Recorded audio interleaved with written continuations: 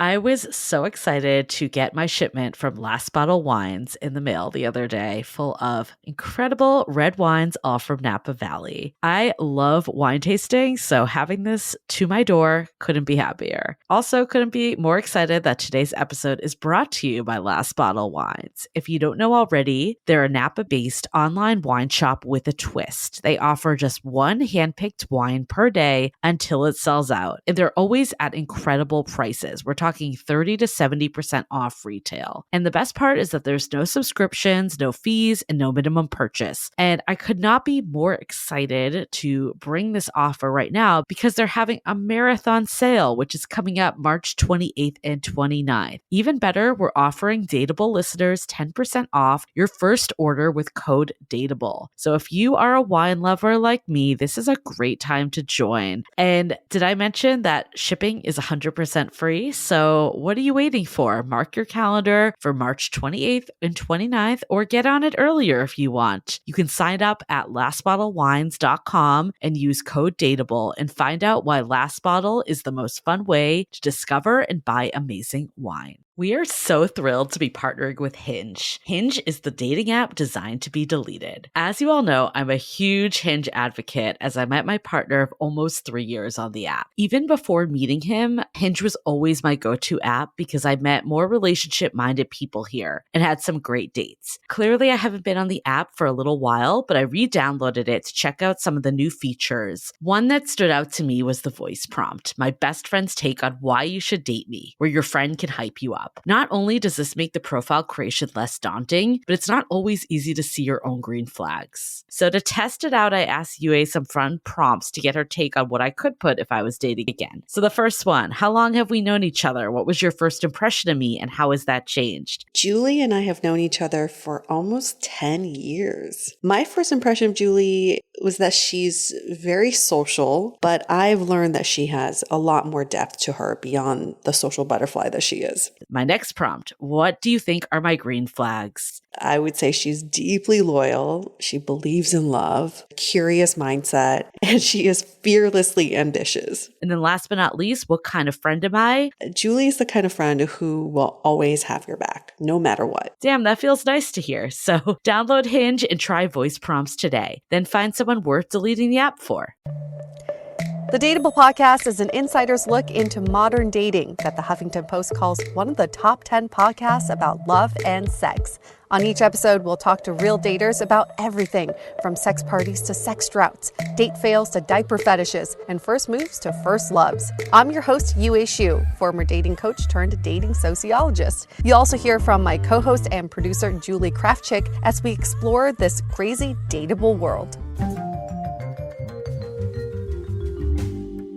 Hello, beautiful people. Welcome to another episode of the Dateable podcast. We say beautiful people even though we can't see you. It's a podcast, but we hear you. We see the messages. For anyone new joining us, what is a Dateable podcast? We talk about everything that encompasses modern dating, and we dive deep into the whys of people's behavior. But we have something very exciting for you all that we're going to share a little bit later. Is with the why comes the how. But we'll discuss that a little bit later. Just a little teaser for you. Stay tuned to the end of this intro. We'll tell you exactly what that is. But so many of you have reached out and said, love hearing about the whys, but now how do we get to the hows? Yeah, the how. But I think our listeners are beautiful people. We see you all in our Facebook group, even though maybe not physically. I love our listeners and just how genuine everyone is. I think that's the word that always comes to mind. Genuine, introspective, empathetic. Emotionally available. Yeah. Humble. All of it. All of these Dateable great adjectives. Yes. And the way people come upon our podcast is just so interesting too. Maybe you found out about it through a friend. Maybe you heard us on a podcast you already listened to, or a lot of you just did a random search on the internets and you found us that way. And so many of you come to us because you're experiencing a crossroads in your life when it comes to dating. Yeah. Whether that becomes getting in or getting out of something, whether that becomes just wanting a change or something you just want answers or direction or clarity. We welcome everybody from all walks of life and from all situations, all crossroads. This is why we do this podcast, is just so we can all explore this crazy journey together. I definitely think that a lot of folks come after a breakup or after a move to a new city, like some monumental shift. But I think we're going into ghosting today. We're going to actually have one of the members of our community. We love sourcing from the community, Kendra, who has posted a lot about admitting to be a ghoster. So a lot of times we hear of the people that, are upset that they're getting ghosted, but very rarely do we have the opportunity to talk to someone that fully admits and owns it and has overcome it. So we're super excited to do this episode because I think this is something that most of you have probably experienced in modern dating. What is it, like 80% of people have been ghosted in modern dating? Reported ghosting. Yes. And then the other 20% just didn't want to admit that they've experienced it. It's one of those bullshit things that we all experience. And then they had to put a term to it, So now it's like a thing. You're like, oh yeah, I've been ghosted. It's been normalized because there is a word for it. Well, fuck that. We're here to show you that there is a very ugly side of ghosting, especially if you're a perpetual ghoster. And having Kendra on this episode will shed some light on the personal journey she's gone through to help us through, kind of the ramifications of ghosting people. And I think she's the first to admit that it's never great to ghost, but I think this did shed some light on an alternative perspective of what internal struggles someone might be ghosting. And I think a lot of times we're always thinking like someone's out to get us in dating. Yeah. And oftentimes that really has nothing to do with us. I stumbled across a new dating term this weekend. Oh no. And I need to share it with you. It is kind of repulsive. It is kind of repulsive. Another bad dating term, huh? I think it's really bad. I saw this on the New York Post, so clearly a reputable source, but it came up like on my Google homepage, and it was roaching is the new gross trend to infest the dating world. That was the headline. Oh no. Can you guess what it means? Do you want to take a stab before I reveal? Is that when you date multiple people and then leave them in the dust, basically? So close. It is with that you're dating multiple people, and it's basically when you realize that in fact there are many other lovers. You know how when there's one roach? Oh and then there becomes more and more. So it's when the lights come on and you basically know that there's all these roaches here. So it's inspired by the ickiness of seeing one of those nasty little bugs, but knowing when you turn the lights on, there are lots of them. So maybe you think that your person is maybe dating one other person. Oh, I see. I think it says that you could feel like you're being roached if the person is not available or present to you. So maybe it's you find out there's one person, then there's two people, and so on. So I feel like every dating term has the worst name. That just normalizes it. That is just such a gross term, too. It really is. It just makes me feel things in my body that I don't want to feel. No. I'm disgusted by it. Maybe it will discourage people from bad behavior because it's so freaking gross and no one wants to be like, I'm roaching or being roached. Oh, so someone could be like, are you fucking roaching me right now? Yeah. And the other person could be like, oh, I'm a roacher? That's so gross. Wow. This term just reminds me so much of New York. I just came back from New York yesterday. It's not even just the roach itself. I saw so many fucking cockroaches, and it brought me to a time when I lived in New York and there would be roaches in my apartment on a regular basis. But it also brought me back to a time where I experienced all the terrible dating behavior because New York is a breeding ground for that kind of shit. People roach all the time. And I met up with a friend of mine who is experiencing this exact thing. She's gone on 4 dates with a guy. Things were great, etc. But he was never available. He would be like, okay, let's go on Thursday, and you don't hear from him. But then on Saturday, he's like, hey, are you free now? So she something fell through. Yeah. No, he wouldn't even, there's no explanation. It's just, do you want to hang out Saturday instead? And she said on their last date together, their fourth date, it was on a Friday night. He sent her home at 8 p.m. or 9 p.m. after dinner. It was like, you know what? I think we're done. Got her a car and just sent her home. And she's like, what? Fuck this. Yes. in New York on a Friday night. He probably went to roach other women. That's what I'm thinking he's doing. The second shift. But was it you? I think it was you, Yue, that was saying that like when you were in New York, you had a friend that either was this person or dated this person that basically had someone in like every borough. Every borough. Yes. Yes. Because people like tend to stay in their neighborhoods. So I had a dating client who thought he could get away with it because he can be in different boroughs with different women and it'd be a different vibe. And the chances of you running into the other women would be very slim, which is true. Unfortunately, in New York, it is very true. But that is like the most quintessentially disgusting thing about New York dating. And I hope our listeners who are dating in New York can shed some light on this, because when I went back this last week, not much has changed because the city itself just lends itself to the bad dating behavior. Well, it's so big, and I feel like you may think that you'll never see someone again. Although I have heard from people that live in New York, I've never lived there myself, that people do tend to run in similar circles and can see each other. Yeah. But I would assume on the apps, it might be people that you're never crossing paths with. So you would probably continue to never cross paths. Therefore, it kind of excuses that behavior. So it's like, oh, well, I'm never going to see them anyways. Right, exactly. And New York has this weird reputation, right? It's got this reputation that men have so many options because there's more women than men. So they can roach, they can do all the stupid things that people do when it comes to dating. But then on the other hand, I was speaking to all my single male friends in New York, and they say the women are brutal. They're ruthless. They've experienced so much rejection that they become numb to rejection at this point. A guy friend of mine told me this. He said at bars, this has literally happened to him. He goes up to a woman before he could say anything. She sticks out her hand and goes, Wow. That is ruthless. Wow. No, don't even think about it. Direct to the point. Misinterpretation there. And he says this happened to him more than once, that he's just numb to it. He's like, all right, on to the next.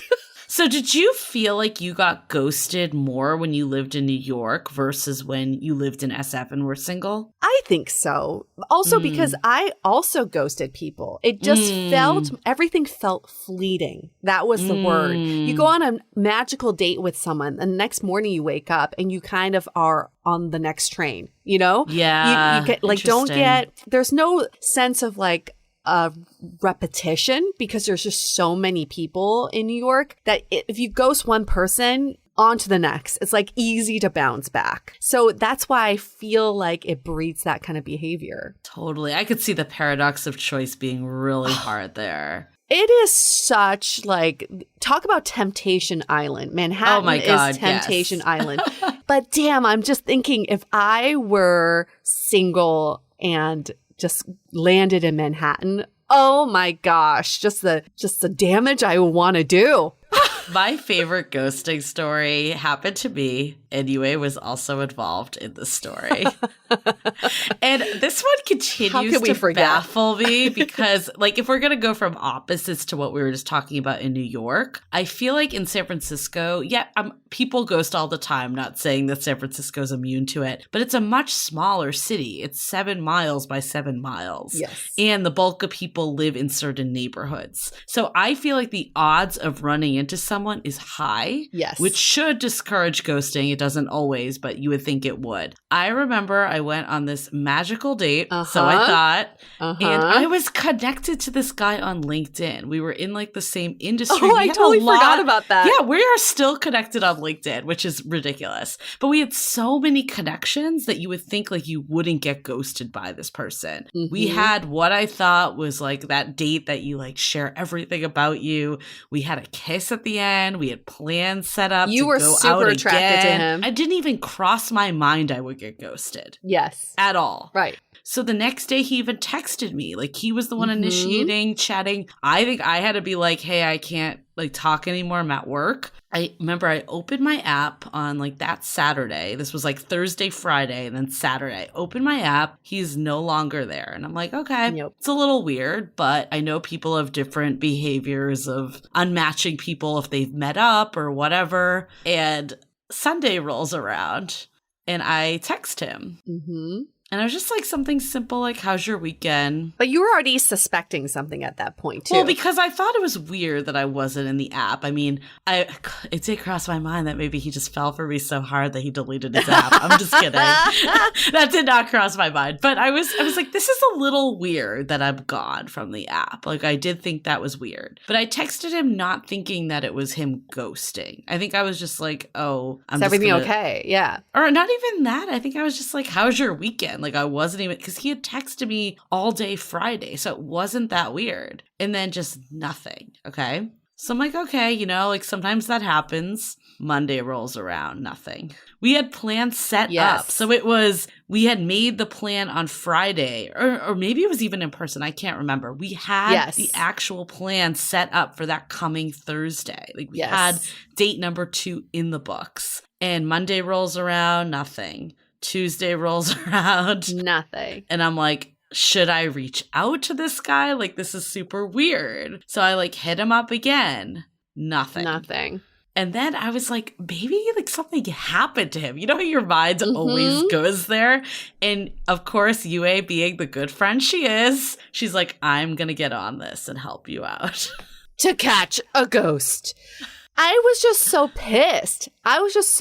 Because why would you set up plans with someone and then not follow through? That is just you just don't do that with friends. You don't do that with strangers. You just don't do that as a respectable human being. So I didn't like that on a human being level. And I didn't love that you guys ended the date with so much excitement that there was just I don't understand what could have possibly happened to change his mind. So I was like, I got to get to the bottom of this. And for those of you who've heard this story before, it never gets old, right? It never gets old. I'm very good at creating fake profiles. I'm just the queen of it. I did it. I created fake profiles in New York to catch ex-boyfriends or to catch a predator. But I was able to create one with, it was a Photoshop of a very ethnically ambiguous woman. I love that none of the photos were the same person either. I basically combined photos of 2 of my friends who are mixed race. And then I created this profile that's very neutral, right? I think I made her a graphic designer, like it's like neutral, not polarizing at all. And so I created this account and I was like, okay, I'm going to find this guy. And Julie's like, no way you're going to find this guy. No way. There's like zillions of people on Bumble. And so I start swiping. At first, when I started swiping, it was purely for this guy. But then I kind of immersed myself into this new girl. And I thought, who else can I swipe on? So I started swiping on people I knew. No, the best is she did finally find him somehow. I don't know how you did. How many swipes did you go through? An hour of swiping. It wasn't that long. It was maybe half an hour. Surprising how fast you found him. I was very diligent. I found him and I sent it to Julie. I was like, is this a fucker? And Julie was like, yes, it is.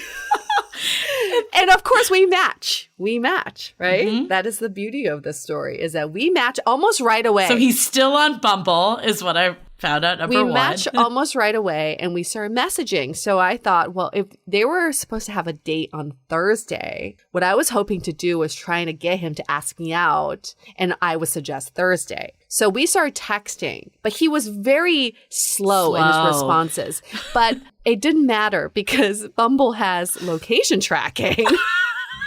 Sounds so creepy when we say it out loud. We were able to see where he was. First of all, we established that he was still alive. Okay? Yes, he was alive. He was kicking. He was responding. And then second, we were able to establish whether he was at work, which was in the city, or at home, because that was outside the city. So we could see throughout the day that he was traveling. So he was traveling from work and home. It's being a normal dude. So we started talking and I was trying to flirt with him, but also not trying to be too aggressive. He never asked me out, though. He never had the ask out. He was very slow to respond. I was not able to trap him, but I trapped a few of my guy friends that I saw. And while he was really slow to respond, I remember you're like, I'm also talking to this couple right now. Oh, that's right.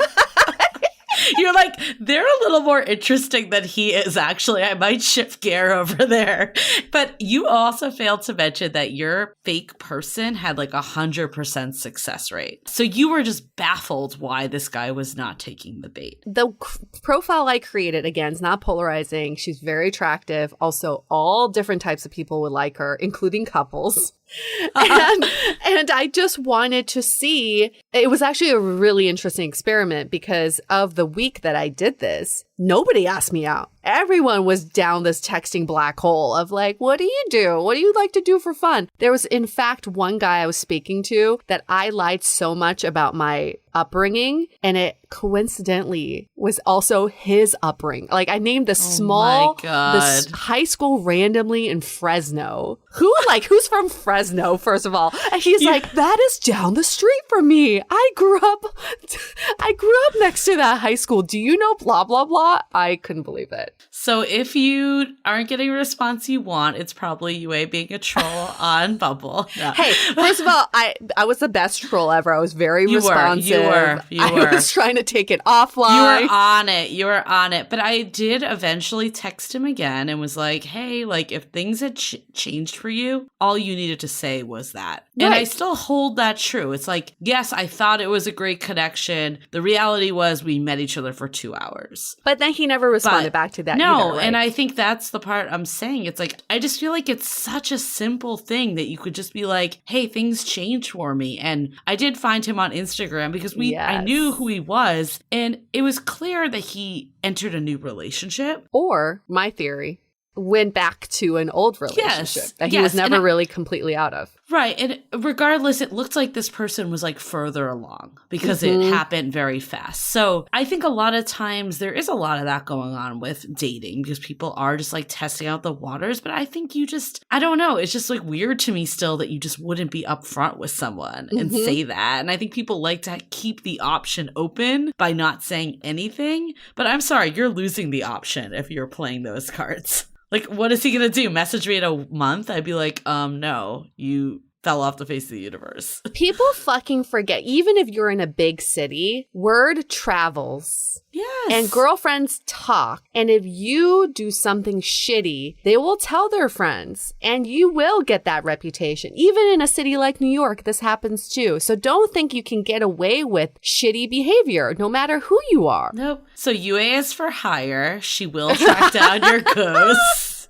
It's only like $1,000 an hour, no big deal. But she's ready. She has the profile. But you know what? I was thinking about it because I definitely got ghosted other times than just this. This wasn't the most. This one hit me the hardest for whatever reason because it was so unexpected. But I've definitely been ghosted before. And the reality is I can't remember any of those people's names. And I think at the end of the day, I'm with someone I'm crazy about now. It doesn't matter. Like, and you just celebrated your 3-year anniversary, which is what brought you to New York. So all the people that ghosted you, like they were just kind of, they were on your path to get to where you need to be. They were little roaches. Blips. They're roaches. Yeah.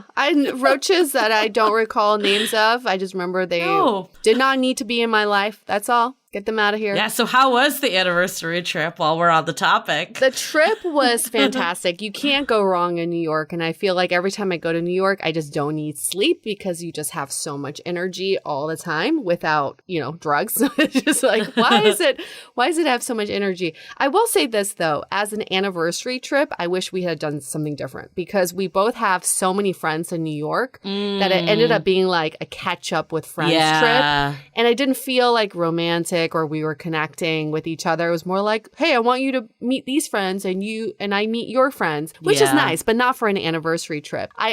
This was also an interesting observation is that, we've been together for 3 years, but to my New York friends, he's like a new guy in my life because a whole year and a half of COVID, obviously we didn't come to New York. And before that, we were together for, less than a year. So I wasn't going to bring him to New York to meet friends then. So now 3 years later, they're just now meeting him. They still consider him brand spanking new. To me, we've been together for a long time. So that was a kind of interesting because of time, right? It's just an interesting observation. I could totally see that because you would like feel like obligated almost to like be with people, whether and if you like went somewhere secluded, it's like just you guys. Yeah. Yeah, I just want to explore somewhere new with my partner, and we can etch those memories together. And I gave them this feedback on our last day. I was just like, didn't feel like an anniversary trip. So we're going to do a do-over. We're going to go somewhere we haven't been.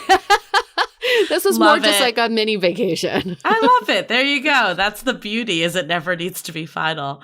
I still can't believe it's been 3 years. Like, I mean, I've met him from the very start. I'm just like baffled that it's been that long. Like, I know it has been. It just like went by in a blip. I think because of COVID. Yeah. Right? I think COVID just, I don't know, has slowed time down and has sped it up at the same. Yeah, it feels like it took some years away. But I do want to give a shout out to his friend Steve, who I met, who has been listening to Dateable on his walks in New York.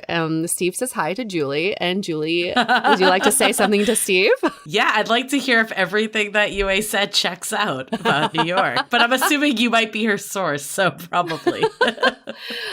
Steve is fantastic. Thanks so much for listening to the show. And it's always fun to get feedback from people who listen. I feel like a lot of my friends who listen to Dateable really love the diverse stories, the diverse perspectives. Just hearing how other people date is not only just helpful, but it makes them feel like they're not alone in this whole thing. So that's their feedback. Well, that's, I think, maybe feedback we do, but we'll take it. It's not new feedback. I thought you're going to be like, and we hate this part. They really don't like, well, I mean, I definitely have friends who don't listen to any of the episodes that don't apply to them specifically, which is, we've heard that feedback as well. But we will also encourage you to listen to all the episodes. Go back, listen to all the episodes you skipped, because I bet you'll learn more from those episodes than not. Yep. Yes. And we'll keep doing episodes on ghosting and similar behaviors, because these never get old. These stories never get old.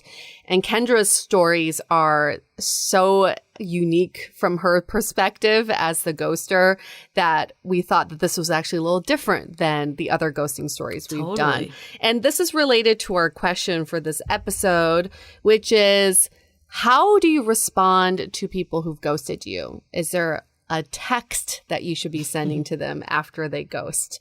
I personally think a great way is to exactly what Julie did in that story she just told is, I had a really great time. I was looking forward to our next time together. If things have changed, just please let me know. And I will totally understand, but would love a response of some sort. Yeah, no, I mean, I think that is a good way to approach it. People always say, like, should I even reach out? Should I not? I think, first of all, you need to make sure you are being ghosted. I think sometimes, like, there is, changing gender norms all the time. Sometimes people are waiting for things to happen, and maybe the other person is waiting too. So first step is make sure you're actually being ghosted. If you send a "how was your weekend going?" or some sort of question text and they do not reply, and enough time goes by, maybe not like 20 minutes, but a day goes by, you can maybe assume you're being ghosted. So first step is make sure you are. Also having the confidence to be like, if someone's going to ghost me and they don't want to be with me like that, I want someone that can communicate well. That's important to me in a relationship. And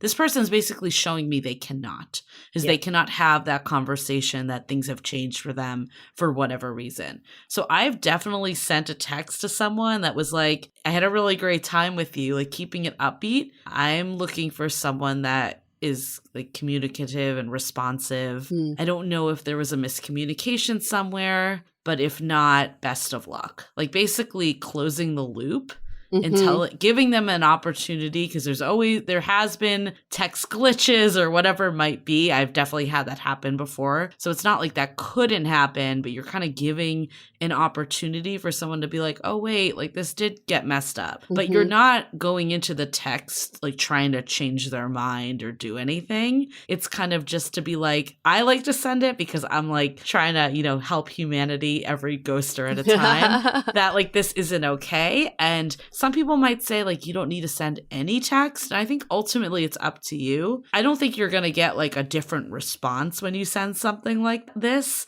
More of saying, I recognize what you're doing and this is not okay. And like, you should think about how you're affecting other people. And that's important to note, is that send this text without expecting a response back. That is like the most important part of this piece, because do not sit by your phone waiting for any sort of response. More times than not, they're probably not going to respond. But what you are doing is letting them know what they've done, that you acknowledge what they've done and how it's affected you. And even though you don't know how it's affecting them, they saw that message and they will have to think about it. And hopefully they'll do less of it, because nobody wants to get a message like that, right? Calling them out like that. So just so you know, you might not get a response, but you are planting the seed in their head, hopefully minimizing their bad dating behavior in the future. Absolutely. And I think ultimately you don't want to be dating this person that can't communicate anyways. So definitely don't go in thinking that you're going to change them.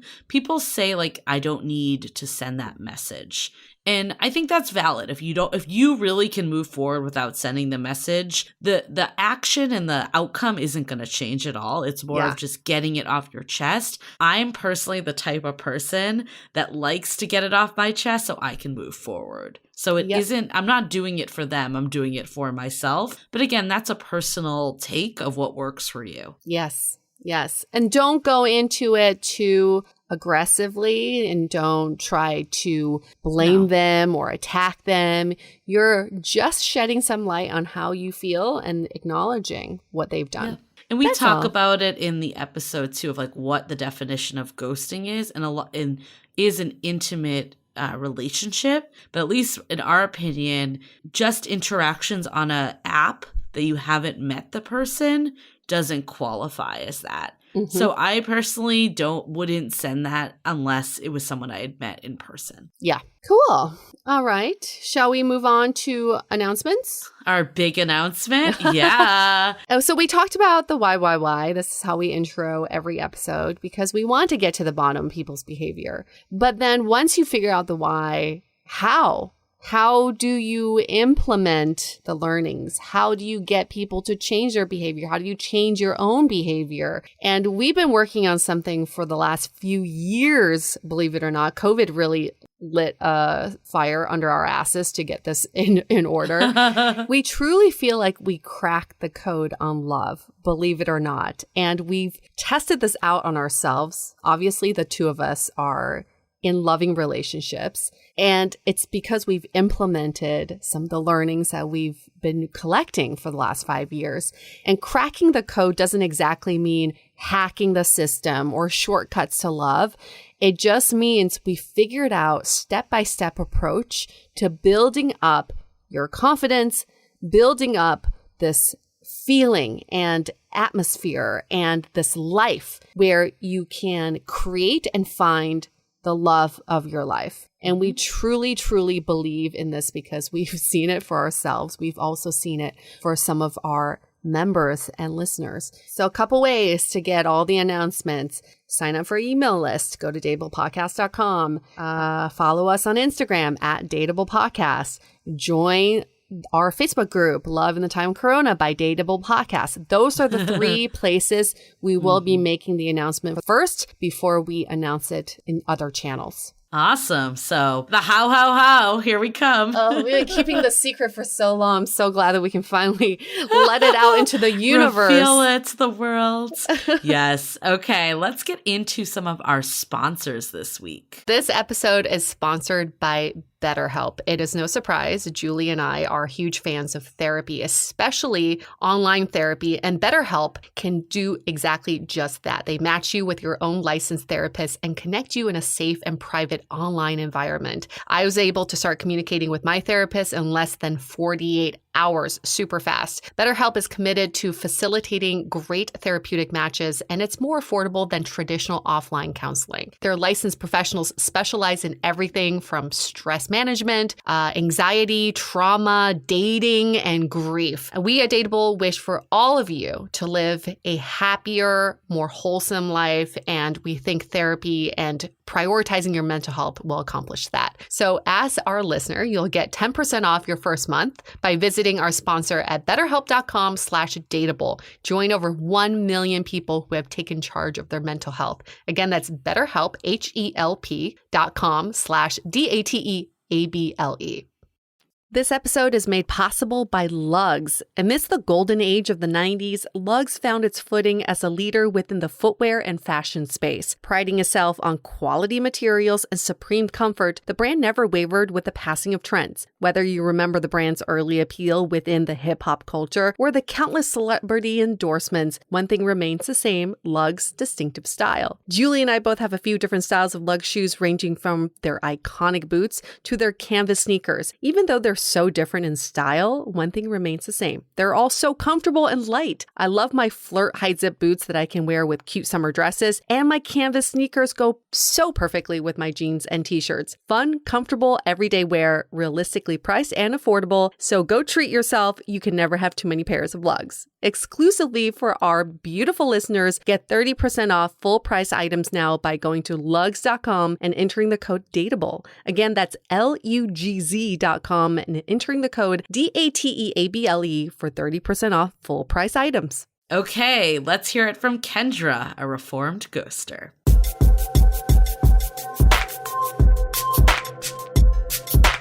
Julie, don't you just love sourcing guests from our community? Absolutely. It is the best funnel for guests. And this is a topic that we've been wanting to cover for a long time because we often hear about the ghostie, the person who gets ghosted, right? And of course, nobody likes that, but we never hear it from the ghoster. We're turning the tables today because we have someone here who is a self-proclaimed reformed ghoster. So we'll see how reformed she is, but she is from our community. Her name is Kendra. She's in her early 30s. She's currently in Chandler, Arizona, moved there 6 months ago. She's a new homeowner, high fives all around. Yeah. And technically from Illinois, but you moved to Arizona when you were small, so you probably don't remember much of Illinois, but she's single and actively going on dates. What's up, Kendra? Hey. Come. Well, everybody has their stereotypes of what a ghoster looks like and acts like, and you do not You're fit not that stereotype. Yes. I would have never guessed, which just means that everyone is guilty. It really does. So tell us about Kendra. You've admitted to being a serial ghoster. Many posts in the Facebook group around this. Can we hear maybe like one or two of your, ghoster stories when you were the perpetrator? Yeah, I have two that kind of stick out in my head. But both of them, they called me out on it, which I feel like is why it probably stuck out. But so one of them, I had gone on a couple of dates, I want to say 2 or 3 with him, and he was really nice. It just wasn't, there wasn't that deeper connection that I was looking for. And I feel like those were the times where I was most likely to ghost, when I can't come out and be like, oh, this guy was kind of a jerk, right. Right. Which I know sounds worse because those are the ones who, deserve an explanation. But so he would, try to text me, and after a while, I just kind of stopped responding to him. And he actually ended up, after a couple of days, messaging me, and he just goes, hey, so I'm really not into ghosting, and I feel like this isn't going anywhere. Like, very blunt about it. Yeah. Good for him. I know. It's one thing that I look back and I'm like, yeah, great. Good for you for, calling me out. So he just texted me and he said, hey, I'm really not into ghosting, and it doesn't seem like this is going anywhere. So I just wanted to make sure that we both have closure. I wish you the best, good luck. And I was like, oh, and I did respond. I responded to that one, of course. And I was like, okay, thanks, you too. And, that was it. How many dates had you been on with him? 2 or 3. I can't remember. So it was definitely more than one, but not a ton of dates. So why not just even reach out and tell him that emotional connection wasn't there? Like, what was it that made you feel, that you didn't want to do that? I think and I've been through a lot of therapy since then, and I've done a lot of work on myself, and it had nothing to do with him. It was more so just a matter of, in my head, I didn't want to hurt his feeling. I didn't want to say something mean. I didn't want to be the bad guy. It was, I guess, just an avoidance of conflict. What would you have wanted to say to him? And, now I've gotten into the habit, when I really know that this isn't somebody that I want to date. I even have a couple versions of the same text, saved in my phone. It helps. And templates. a template, and I tweak it, a little bit. But if that had happened today, you know, and I actually been going on dates actively and things really haven't been panning out. And so I do, especially when they're, you know, a decent person, I will just say something like, hey, I had a really great time with you and you're a really great guy, but this just, you know, I'm not feeling the romantic connection that I'm looking for. I wish you the best though. Take care. But what do you think you would have wanted to say to that guy in particular if you were being perfectly honest? About why things didn't work out. Yeah, why? Our conversations were just surface. And I felt like after, you know, after 2 to 3 dates, you should dig deeper. And he talked about work a lot, and they're just, it was, hey, how are you doing? Weather's been crazy, you know, just nothing deeper than that. And I had even tried to dig deeper with him a little bit, and he would just brush it off. And so it seemed like he wasn't a deep person. I crave that deeper connection. Got it. And then with the other notable one that called you out, was it a similar situation or was it a different scenario? That actually, that's my ex-boyfriend. And I had ghosted him several times. Okay. And it was, I mean, that was like the peak of bad behavior. And it was interesting because he and I had kind of connected. You know, we started dating at the very beginning of my therapy journey. And so he kind of went on this journey with me. And there would be times where it felt too intense. That was almost the exact opposite, where, you know, we had this really strong connection at the very beginning and it freaked me out and I was running from it. And so I would just stop responding to him. We went on a date, had a really great date. And then he wanted to go on a second date and I like freaked and I just didn't respond. And then, and then I got drunk one night and I like, you know, called him and it was this, it was so bad. The resurrection of alcohol. That's how to make amends if you ghost. Yeah. And it's funny though, because after kind of me doing this a couple times, he was like, I would like to ask you out on another date, but every time I do that, you just ghost. And so he really like called me out on it. And I was in the aviation industry at the time. So I kind of jokingly was like, oh yeah, you know, like dating people in the aviation industry, you have to be careful because we're a flight risk. And he was able, I think he and I have talked about it, you know, since then when we, you know, were in a relationship, we talked about kind of that beginning. And for him, he felt that connection too. And he was like, usually I just would have left it alone. But because we did both feel that connection, it was something that he did continue to pursue. And I think that because he kind of took that like he opened the door to the communication. And even when I told him like, yeah, I kind of, you know, tend to be a flight risk. And it was like after he called me out on it and after he opened up that communication, it really allowed for me to let him know when I'm feeling kind of flighty, you know? And so he could like, you know, we would take a step back and he was very patient with me. And he was, you know, just really great about kind of reading me and meeting me at my comfort level, which isn't something, I mean, I feel like if you get ghosted, like you have every right to just walk away and never talk to that person again. But if you do feel that stronger connection with somebody and it is something that you want to pursue it, he was really able to open up that communication line. And it was something that then became something that we could both work on, you know, and he was very patient with me about it. So I take that you did not ultimately ghost him in this relationship. Okay, good. I thought that's came where you were around. going. Yeah. It's like, wow, that's brutal. No, that would have been... You ghost someone you've been together with. And then 3 years later, I ghosted him. And I know he asked me what was for dinner and I just never texted back.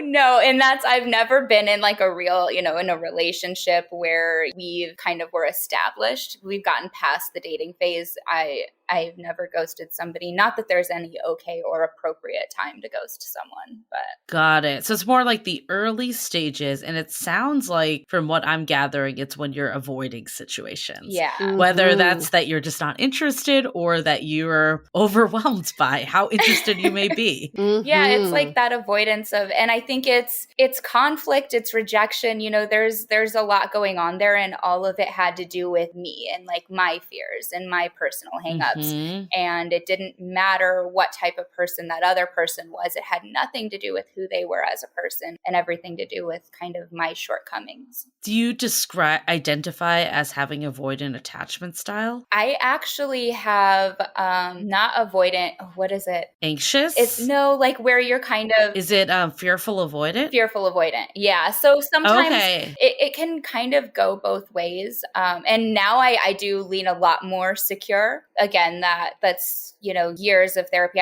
I'm 31 right now. I started therapy when I was 26 or 27, and that's regular therapy where there have been times where I've gone multiple times a week, once a week, so this has been years of therapy now to where I would describe myself as being much more on the secure attachment side. Yeah, before there was kind of a fearful avoidant attachment style. Yeah, fearful avoidant I think is like the 6%, like the lowest of the group. Oh shit. Well, I'm a look at unicorn, you. I guess I'm just special. I'm in the 6%. How did it feel the times that you ghosted someone? Did you feel any remorse? Did you feel bad? Or did you get to a point where you did it enough that you just were just numb to it? Yeah, there was definitely never a time where I numbed to it. It was, I always felt guilty. I always knew that this wasn't the right thing to do. And it was really an inability to face conflict. I was so non-confrontational. And there have been some things, in my childhood that really made me very conflict avoidant that just, seeped into everyday things. But yeah, I always felt bad. I always, it was something that I wish I could have had better communication skills, in those moments. But I didn't know how to communicate something that was contrary to what the people, that I was interacting with wanted to hear. That was a very difficult thing for me. And did you find that you were conflict avoidant in other parts of life too, like with family and friends? Yeah. Do you ever equivalent of ghosts? If there was an issue, would you just kind of not confront it?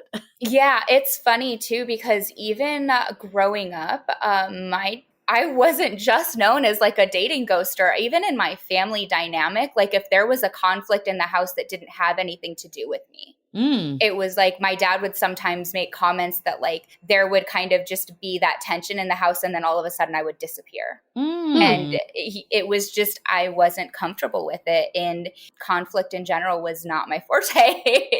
And I think in most every part of my life except business, but when it came to personal friendships, stuff like that, you just run away. Yeah, I was a runner. Yeah, I was a flight risk. And all those years of ghosting, did you ever run into someone that you ghosted? No. Wow, lucky you. Yeah, right. Or maybe they saw you and they were like, "Oh, that's a girl that ghosted me. I'm going to run away." So have you ever been ghosted?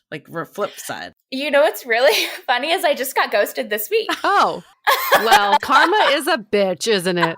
How did you feel? Were you I get it? Or were you disappointed still? I mean, yes, both. We had been, I think I had found him on Hinge or Tinder, but we had a good conversation for about 3 weeks, and he asked for my phone number. And so we, took it offline to, phone number, and we were just texting, and he asked me to go get drinks. This wasn't even, me pushing it, but he asked me to get drinks, and I told him, hey, yeah, he actually asked me to coffee. And so I told him I'm free on Sunday morning if you're available, and I haven't heard from him since. That's coming Sunday or the Sunday that already passed? Oh, okay, got it. All right. So you're ample time has gone by. Right. Yeah. That conversation was Thursday. I think for me, when I get ghosted, I have a little bit more empathy than I think a lot of people tend to get upset. But I mean, I didn't do anything. It wasn't, conversation was going great. I can look at that and see that it was just a response to his question. And so I think it might be easier for me to kind of empathize. And also, we're getting out of COVID. And I know that just in general right now, meeting up is scary and daunting for some people. So I think a little bit of grace goes a long way, even if you're not a previous ghoster.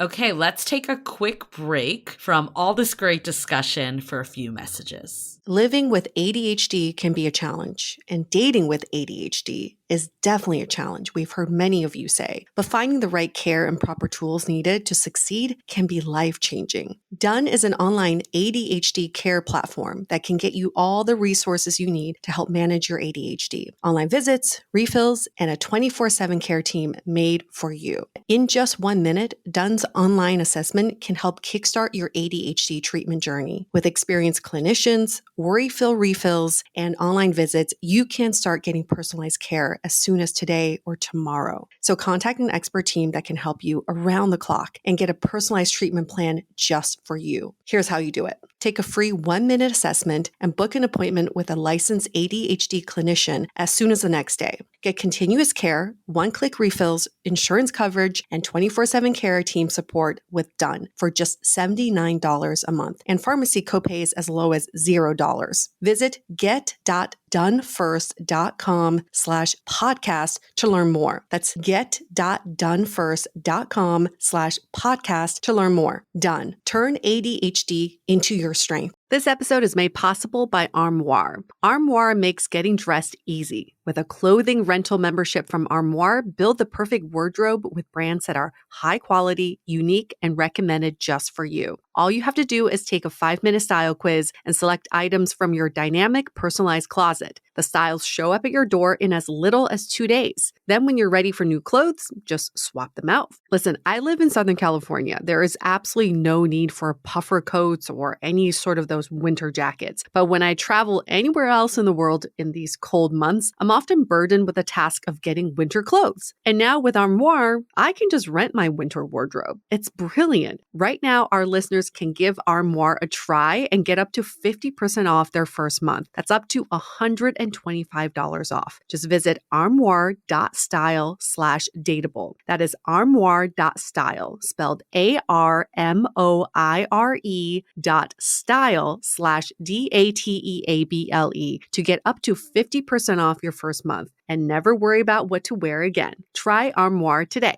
As you know, I recently left my corporate job and I've been in total recovery mode, all about self-care. One of my new routines is the nighttime shower before bed. There's just something about washing away the day and that reflection that's been super helpful for me. I've been using one of our partners, Osea's Mega Moisture Duo. This combo body oil and body lotion are so freaking incredible. It literally feels like I'm at a spa. I realized that the secret is seaweed and other skin level ingredients that are normally reserved for face products. And that's why I was so excited when Osea became one of our partners. And, we're so grateful for partners like this because one, they keep the show going, but they're also super good for all of our listeners and for our own well-being. So if you want to have that nighttime bliss like I am doing, you can get 10% off your first order site-wide with code DATEABLE at oseamalibu.com. You'll get free samples with every order and free shipping on orders over $60. So head to oseamalibu.com and use the code DATEABLE for 10% off. Let us know which products you end up going with. Share them in social. Super excited to see what you end up choosing.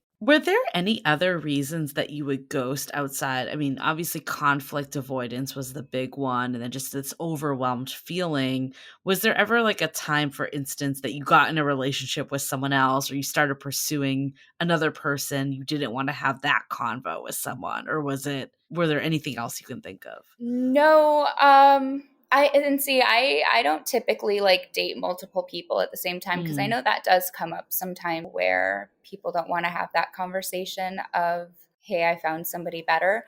But I have thought about, I think for me, the way that I kind of amp myself up to have conflicts is nowadays I do spend a lot of time saying, okay, what if? I have to have a plan before the conflict even happens. And so I have thought about that, even what would I do if I did have feelings for another person. And I think in the end, I don't think it necessarily matters what your reason is for not wanting to talk to them, but to just be able to give somebody closure in general. You don't have to, write a Dear Diary to them.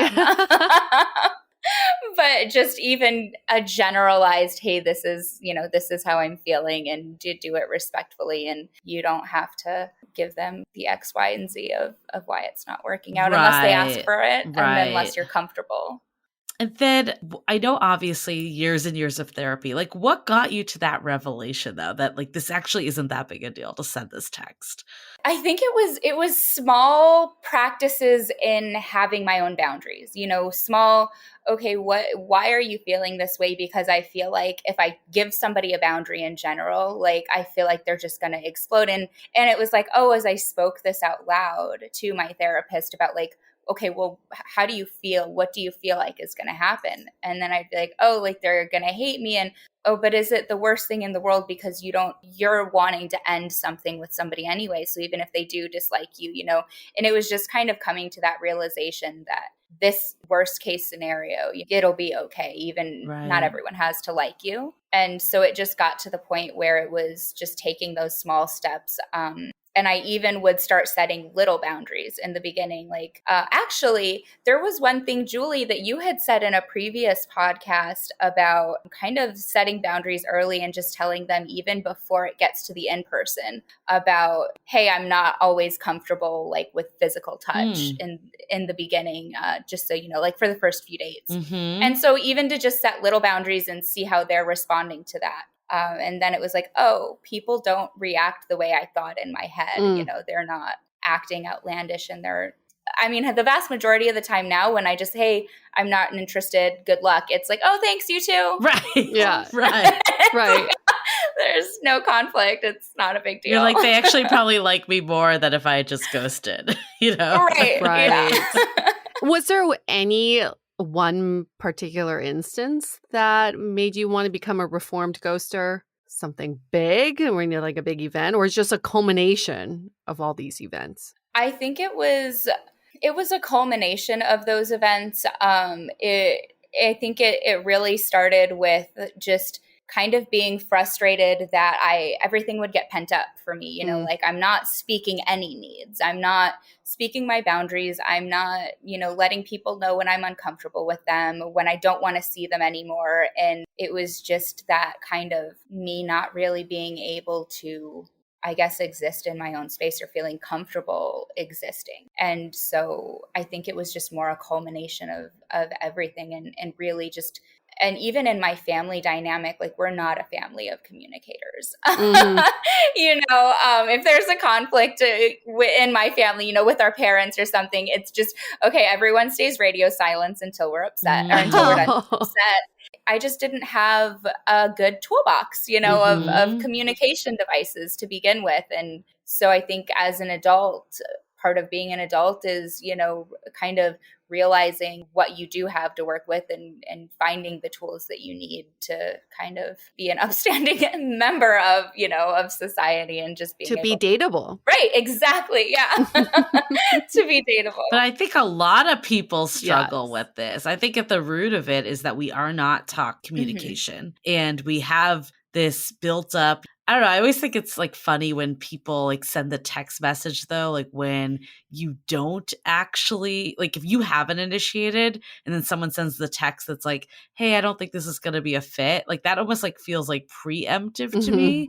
Like what is your thought about like double ghosting? Like if neither party makes a move, do we think that's ghosting or do we think that's just proper etiquette to let it fade out? It's funny because that's happened to me relatively recently too, where we were texting even after the date. And then we just, it was like, okay, good night. And then neither one of us texted and the next morning. And I was kind of ready to send that text, but I got the vibe that, the date was just kind of cold. And so I was like, well, if he's interested, then I'll tell him. But I almost felt like it was mutual. And so I was ready to, send the text template.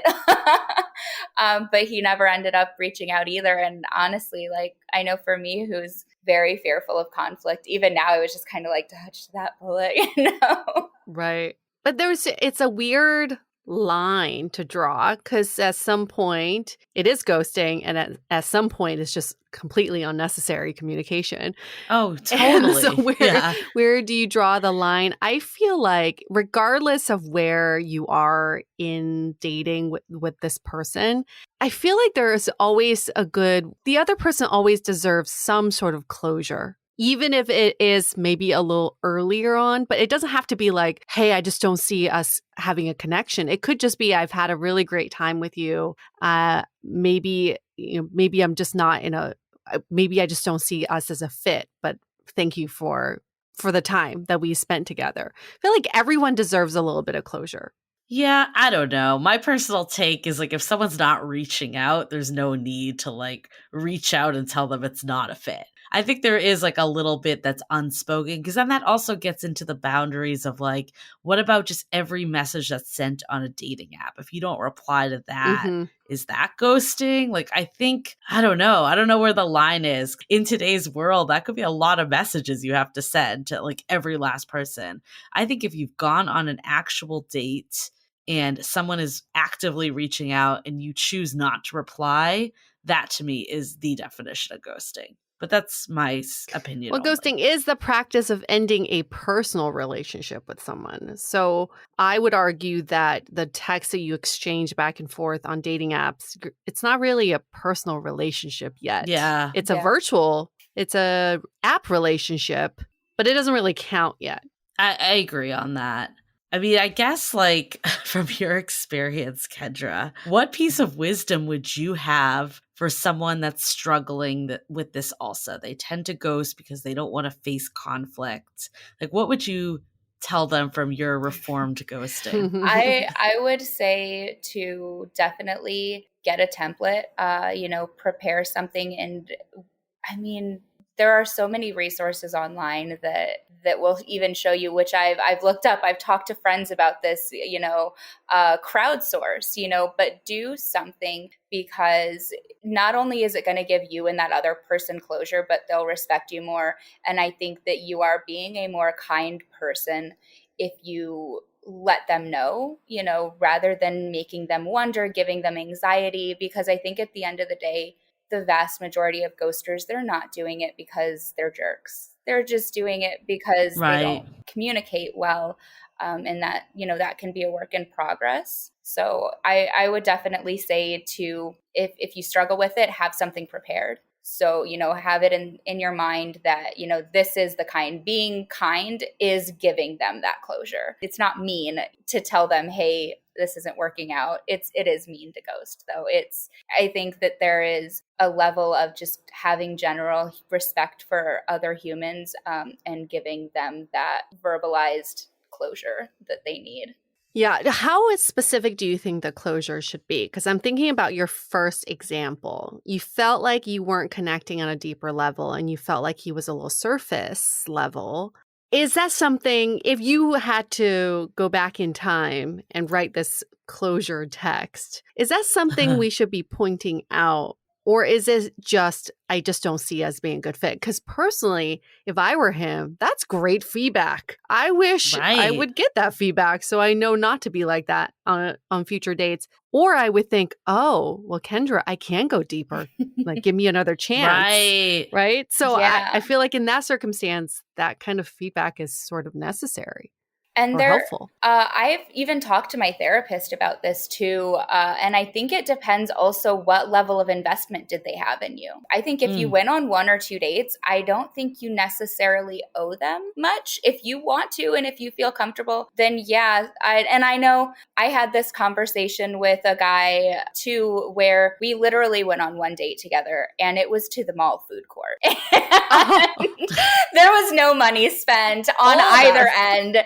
And not that money dictates anything at all. But I mean, it was a very low investment. And so at the end of it, he had asked me to go on another date, and I, sent the template text, "Hey, I had a good time getting to know you. I don't think this is a great fit. Good luck though." And he was like, "Okay, but, was it my looks? Was it, my he asked personality?" for clarification. He did. And what did you say? So I did respond to him, and I was like, "Hey, you, like I said on our date, you're a very good looking guy. You're very funny, but I just don't feel like we want the same things in life." He wanted a tiny home, and he wanted to live off grid. And I want to live in suburbia with, a white picket fence and have kids. Super fair. Yeah. And that's fair. And so I told him that, and he was like, "Okay." And he kind of kept asking for more. And so at that point, I felt like I had given him enough information. And we actually didn't even exchange phone numbers, which was nice. So I just kind of removed him from Hinge at that point. So I don't know if anyone would consider that ghosting. To me, I felt like I let him know this is the reason, we don't have the same long-term goals. And when he kept kind of pestering, that got to the point where it's like, that's intense and a little aggressive. Yeah, that's a little aggressive. I definitely don't think that's ghosting. I mean, you told him, but I know this is the challenge though, because I've had that happen to me too. Is like you give a reason, and then they just keep going. People are like trying to prove you wrong, and I feel like for the most part, people have kind of made up their mind by then, unless there's like, I don't know. I'm sure there's an exception to a rule somewhere, but I feel like for the most part, people are like, no, this isn't a fit. I don't know. I question it too, because I think a lot of people struggle with this. There wasn't an emotional connection, or like any of like the blanket ones, like it's not you, it's me, like all these like ones. And it's like, what do these really mean? Like, what can I actually learn from them? So I don't know. I do struggle with this of like, it would be a great utopian world to like provide that feedback, but also like you don't want to be attacked from it either. And I mean, it worked out with my ex though too, that was definitely a situation where it was almost the opposite. Like I was kind of ghosting because I wasn't like, I felt a strong connection with him, and that was scary to me. And so his digging in that situation, it actually helped us. And we, I mean, in the end, obviously he is my ex now. So it didn't end up working out, but I mean, we had a really good, fulfilling relationship for a little while. And so I think that's definitely, that blanket statement can be hard to hear. And I think that if you're on the receiving end of, the template text and you want more information, I don't think it hurts to ask, but I also think just be prepared for whatever the other person responds, and also make sure that you're being respectful to them about their feedback. Right. If you're gonna ask, definitely don't like fight someone on it either, because I think I've seen that happen too, that they're like, well, I'm not like this and I'm not like that. If you're asking for feedback, take the feedback. Yeah, that's hard, because be careful what you wish for. Right. And you can take that feedback however you want, but I would say 90% of the time, the feedback is, I'm just not attracted to you. I just don't see, there's just no chemistry, or I just don't see us being a good fit. That is 90% of the time. You experienced something that was 10% of the time, which is our connection was too deep. It was too overwhelming. But I feel like that's a very rare circumstance. Yeah. Yeah. I mean, I think the whole emotional connection is super interesting. That definitely seems to be a reason why people end it. I think almost sometimes, I don't know, I think dating apps maybe, it probably depends on how many dates you've been on before you get ghosted. Like if it's like date one and then you get ghosted, and maybe because you didn't match whatever vision someone had. But if you've gone out a couple of times, usually there's like enough physical attraction. It's probably that it isn't going deeper. I guess like from those people, what feedback would you offer that's a little more constructive than just like, we didn't have an emotional connection? That's a really good question. And actually that has happened to me, where I've been on the receiving end after going on dates for a month, and which was wild to me, because it was the first time that anyone had ever told me that they didn't have an emotional connection with me. I mean, I'm the type of person that like, I'll be on the subway and somebody will tell me their whole life story, you know? And I have a lot of really deep connections with everybody in my life. And so it was very jarring to me to hear that from him. And I even asked him, I was like, what do you mean? Like, what emotional connection are you looking for? Because, you know, I feel like we've only gone on, you know, 3 dates and we've been seeing each other for a month. So I don't know what you're expecting. And he couldn't verbalize it to me. And that was, again, one of those points where I asked for more feedback. And I wasn't getting the feedback that I wanted. But at that point, you have to be able to respect, okay, you know, this person has made up their mind. And I wanted to dig deeper because I actually really did like the guy. And I thought he was really great. But because I like him, I also respect him as a person. And I respect that he is an autonomous human being, you know, with his own decision-making process. And if he didn't feel comfortable sharing that with me, then it's obviously not a match, right? If they can't express something to you, then that's probably not a good fit then. And so we just kind of let it go and went our own separate ways. So I think if you're on the receiving end of that, it just comes down to respecting other people's boundaries and kind of removing your pain, you know, from that situation in order to just be kind to another person doing a difficult thing. Yeah, exactly. And what if you're the getting ghosted? Like, I've definitely been in situations that you want to send another text and another text as someone that's, you know, the ghoster. What advice would you have for someone that's getting ghosted? I would honestly to just not take it personally. It has absolutely nothing to do with you. It has everything to do with that person, especially, I mean, if you're reaching out to them, if you are, you know, I would say think about your other relationships in your life. You know, are other people connecting with you? Because most likely they are. You know, most likely you do have really great connections with other people. And that's probably a good sign that it really just has absolutely nothing to do with you and everything to do with whatever hang up that person might have, whether that's a long-standing hang up, whether it's something they're going through in the moment. It's usually them related, you know, and not to do with you, which stinks and it sucks and it still doesn't make the hurt, you know, any less. But I think it's best to just kind of step back from the situation at that time. Kendra, we're going to give you a platform right now because, you know, our reach is pretty wide. I'm not going to, you know, brag too much, but a lot of people listen to this and a lot of people are going to listen to this episode because it's about ghosting and everybody has experience with ghosting. If you could use your platform right now to speak to one of the people you've ghosted in the past to reconcile or to explain why you ghosted, do you have someone in mind? And what would you say to them right now? Oh, no. You know, it's been so long since I've ghosted somebody. Well, that's a good thing. Right. That's a good thing. That's growth. Hashtag growth. I think, honestly, for me, there isn't one particular person that I've ghosted that stands out, but I think that even more is a testament to the fact that it had nothing to do with them. So, hey, if I've ever ghosted you,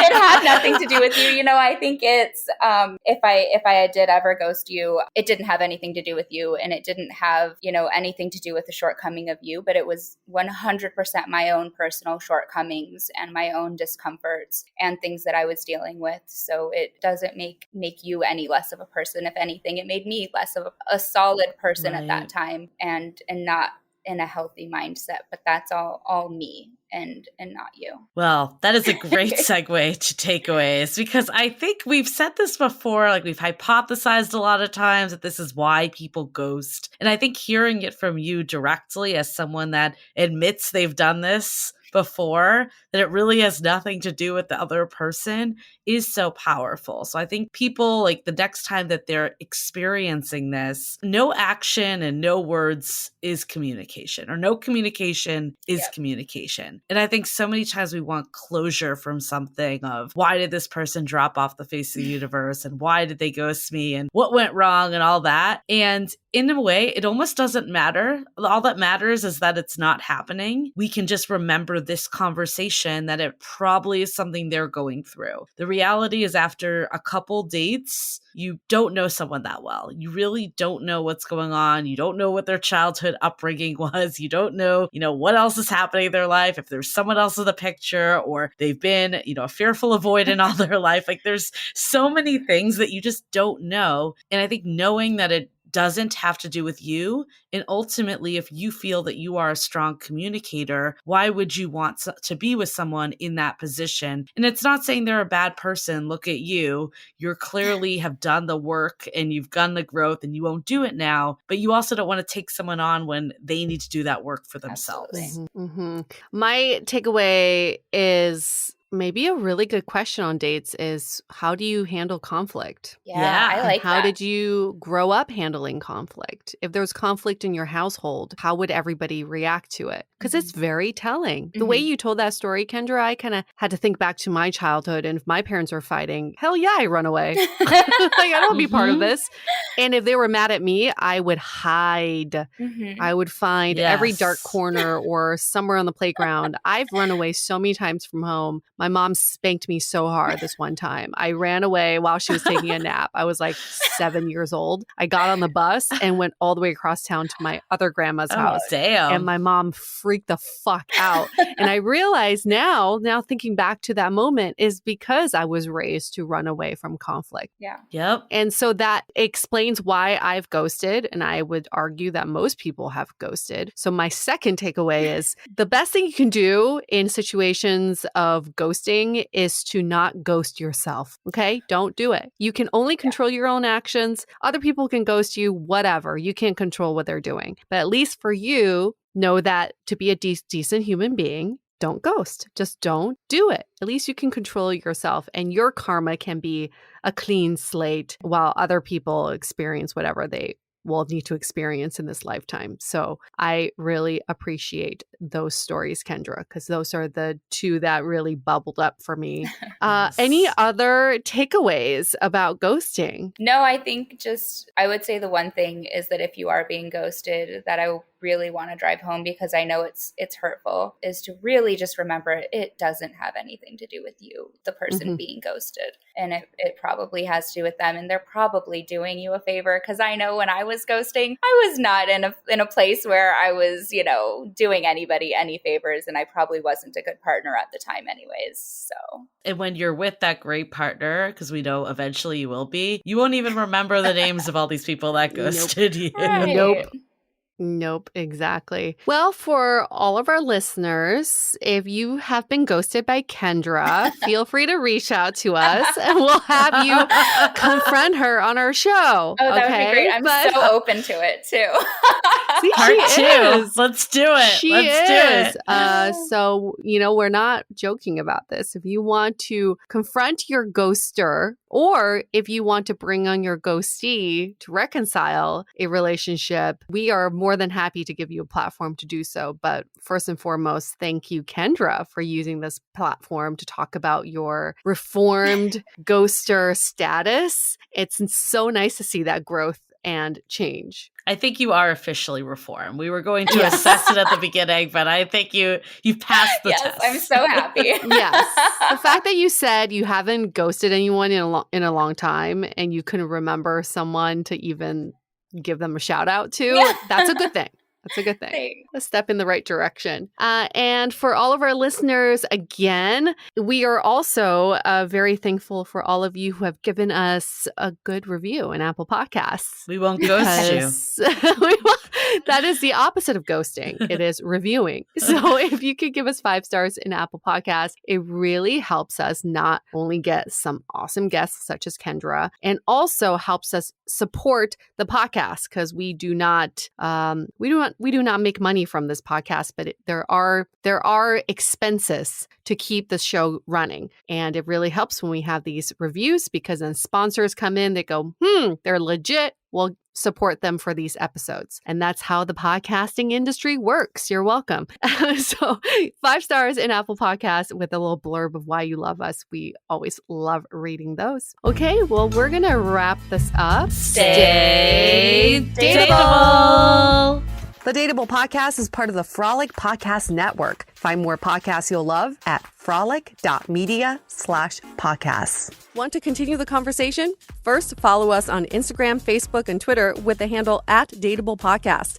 Tag us in any post with the hashtag StayDateable, and trust us, we look at all those posts. Then head over to our website, dateablepodcast.com. There you'll find all the episodes as well as articles, videos, and our coaching service with vetted industry experts. You can also find our premium Why series where we dissect, analyze, and offer solutions to some of the most common dating conundrums. We're also downloadable for free on Spotify, Apple Podcasts, Google Play, Overcast, Stitcher Radio, and other podcast platforms. Your feedback is valuable to us, so don't forget to leave us a review. And most importantly, remember to stay dateable.